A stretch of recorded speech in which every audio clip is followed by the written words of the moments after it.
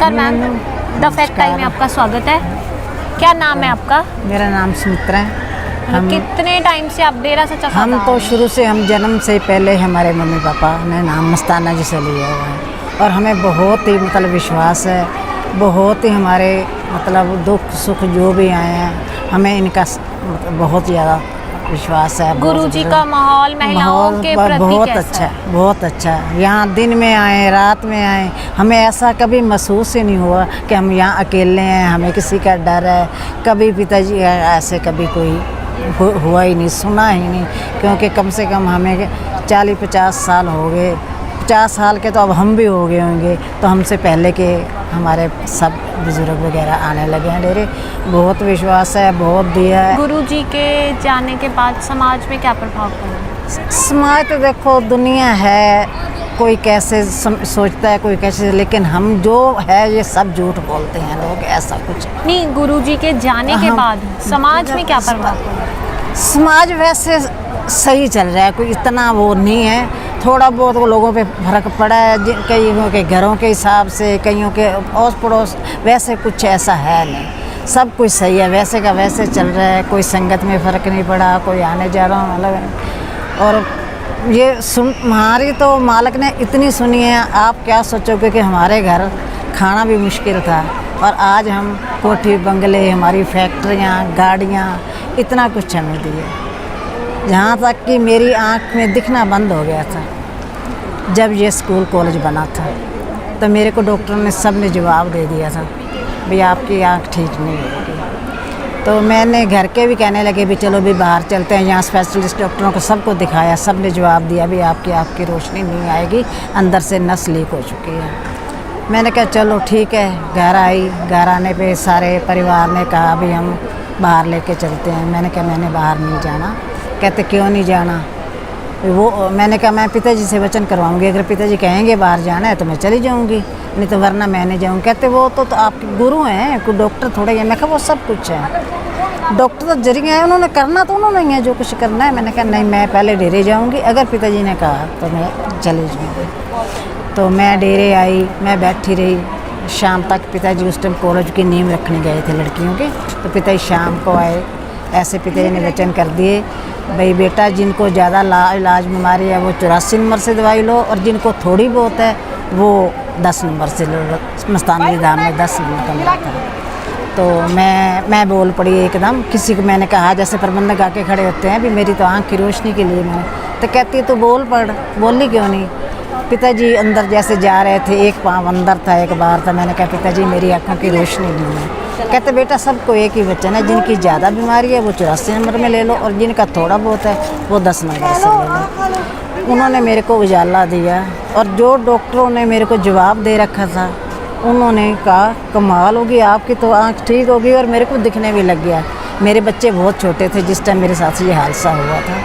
तो कहते आपके साथ तो ये चमत्कार हो गया, ये कैसे हो गया? मैं कहा हम तो वो जाने, हम डेरे क्यों मानते हैं, और पिताजी पे हमारा पूरा विश्वास है और उन्होंने ही हमें ठीक किया है।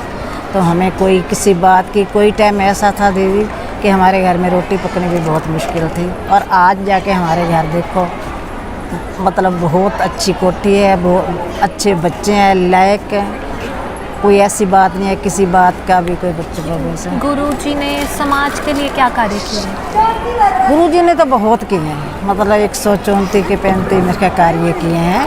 तो इस रास्ते पे सबको चलाया है उन्होंने, अच्छे से अच्छे कार्य किए हैं, गरीबों की के लिए, बीमारी के लिए, मतलब बहुत ज़्यादा। किसी की लड़की बैठी है उसके लिए, पढ़ाई के लिए, पिताजी ने तो बहुत कुछ किया है। अब देखो बाकी ये मीडिया वाले जो दिखा रहे हैं वो तो अब अपनी मर्जी से जो दिखा रहे हैं, बाकी वो सच नहीं दिखा रहे। शागत नाम जी ग्रीनस वेलफेयर फोर्स विंग, हाँ जी, उसका क्या रोल है डेरा सच्चा सौदा में? उनका भी यही सेवा भावना, सबसे किसी को मुसीबत में देखो तो उसकी मदद करो। तनख्वाह मिलती है? नहीं, कोई तनख्वाह नहीं मिलती। एक पिताजी के इशारे पे, एक आवाज़ पे भाग के सब चले जाते हैं। जैसे भी किसी को पता लगा, चाहे आग लगी है, चाहे कोई पानी बाढ़ें आई हैं, तो यहाँ सिरसा में बाढ़ आई थी, पता ही होगा, तो प्रशासन ने हाथ खड़े कर दिए थे कि हमारे से गुरुजी ये नहीं होगा। उस टाइम गुरुजी यहाँ नहीं थे, बुद्धर वाले थे। तो वहाँ जाके इन्होंने बेनती करी थी प्रशासन ने कि हमारे हाथ में अब नहीं है, हम कुछ नहीं कर सकते, गुरुजी आप ये चलो। तो जैसे पिताजी सिरसा में आए तो वहाँ पैर रखा तो पानी पीछे हट गया और लोगों की इतनी सेवा की, ट्रालियाँ भर भर के मिट्टी की, लंगर, सब कुछ लोगों को पहुँचाया, सामान निकलवाया, लोगों का संभाला, उनको डेरे में रखा, बहुत कुछ किया है।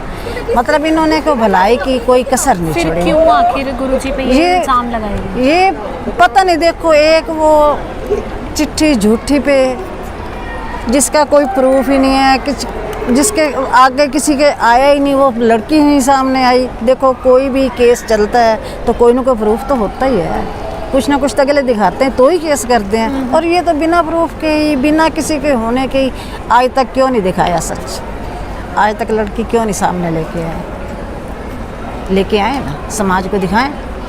सच नहीं दिखा रहे, झूठ दिखा रहे हैं और चंद नोटों के लिए, और कुछ भी नहीं।